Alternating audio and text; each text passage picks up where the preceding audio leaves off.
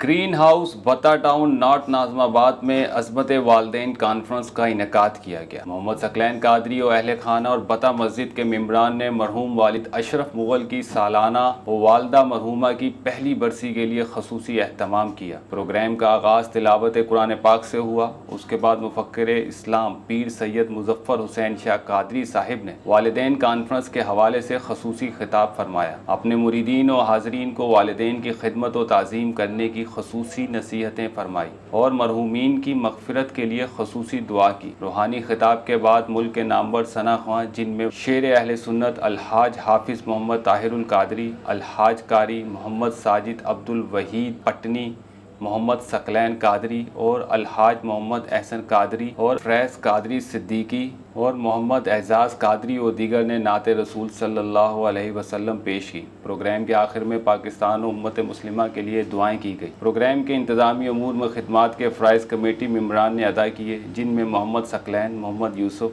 अब्दुल समद, मोहम्मद जुनेद कामिल, मोहम्मद फ़सल, मोहम्मद एहसन और अली अज़मत सिद्दीकी, जिन्होंने प्रोग्राम में शिरकत करने वाले तमाम मेहमानों का शुक्रिया अदा किया।